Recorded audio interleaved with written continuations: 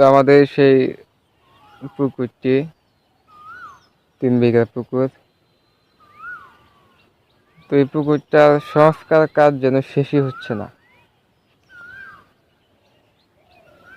তো আমরা ফার্স্টে চাইছিলাম যে হালকা কিছু কাজ করে পুকুরটা রেডি করতে,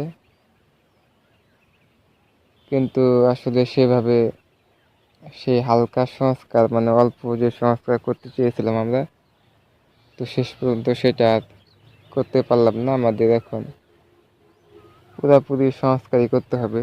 দেখতে পাচ্ছেন আমরা ফার্স্টে এই মাটিটা দিয়েছিলাম এই কাঁসারটায়। তো এই মাটিটা কিন্তু মানে অল্প পরিমাণ দিছিলাম ফার্স্টে, মানে কোনো রকম ভাবে দিছিলাম মাটিটা। দেখেন একদম একাই মাটিগুলো ঝরে পড়ে যেতেছে পুকুরের পাড় থেকে। তো তারপর কিন্তু আমরা এই যে নতুন করে আবার এটার উপর দিয়ে কিন্তু আবার দেখেন আবার নতুন করে মাটি ফেলাইতেছি। তো এতে করে কিন্তু আমাদের এই পুকুরের যে ব্যয়টা অনেক বেড়ে গেল, কারণ এই পাটটাতেই অলরেডি আমাদের অনেকগুলো টাকা খরচ হয়ে গেল। আজকে 4 দিন এই পাটটায় আমরা কাজ করতেছি, এই পাট এবং ওই ওই পাটটায় হালকা কিছু উপরে কিছু কাজ করছি, যেটা আগে করছিলাম না। তো আসলে আমরা যদি পুকুরের কাজ সম্পূর্ণভাবে করতে যাই তাহলে আসলে আমাদের অনেক টাকা কষ্ট আসা পড়ে। তো লিসের টাকা, তারপর পুকুর সংস্কারের টাকা, তো এগুলো আসলে যদি আমাদের প্রথমেই অনেক খরচ হয়ে যায় তাহলে কিন্তু শেষ পর্যায়ে আমাদের কিন্তু প্রফিটটা খুবই কম থাকবে। আমাদের শুরুতে যদি খরচটা কম হয় তাহলে কিন্তু শেষে যে প্রফিট বেশি থাকবে। তো প্রফিটটা যত বেশি থাকে খরচটা যত কম হয়, এই জন্যই কিন্তু আমরা প্রাথমিকভাবে কিছু ওই পাত দিয়ে মাটি মুটি দিয়ে আর কি এইগুলা দিয়ে মাটি দিয়া এই যে দেখেন চুন দিয়ে দিছিলাম। কিন্তু হুট করে পরবর্তীতে আবার উপলব্ধি হলো যে আর স্থানীয় কিছু লোকের সাথে পরামর্শ করে যেটা বুঝলাম যে না, আমাদের এই পাটটা আসলে খুবই একটা ডেঞ্জারাস, মানে বর্ষাকালে এই পাটটা খুবই একটা ঝুঁকিপূর্ণ পায়ে রূপান্তরিত হয়, যার কারণে আসলে এই পাটটা আমাদের মানে খুব করে আর কি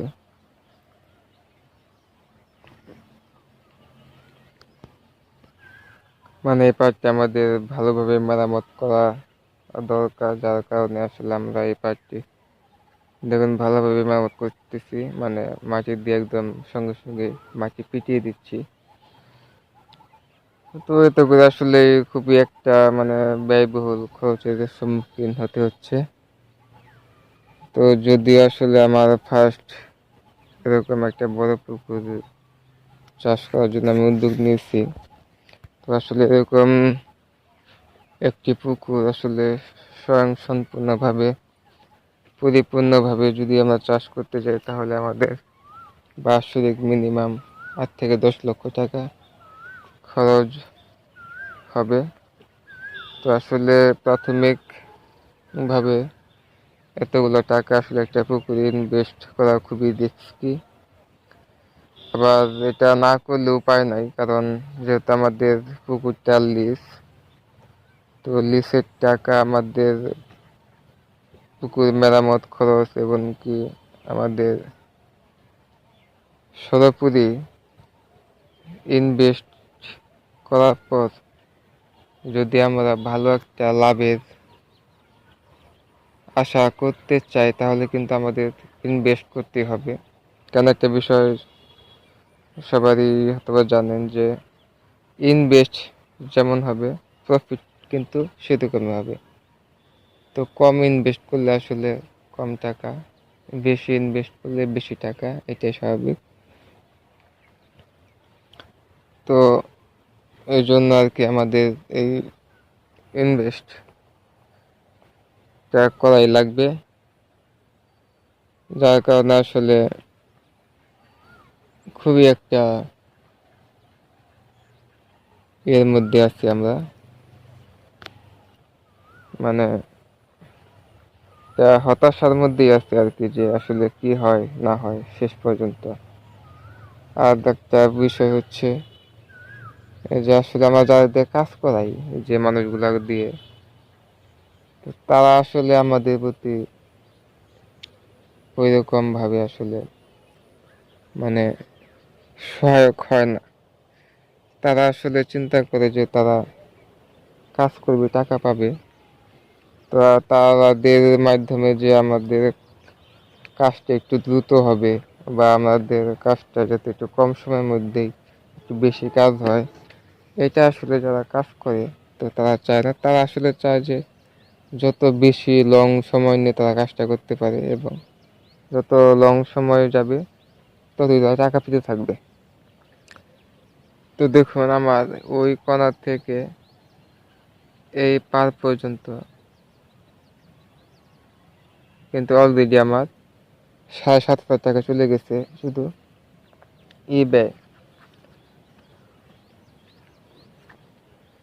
মানে যারা মাটি কাটে আর কি, তাদেরকে দিতে হয়েছে 7,500 টাকা এই পর্যন্ত, শুধু একটি পারে।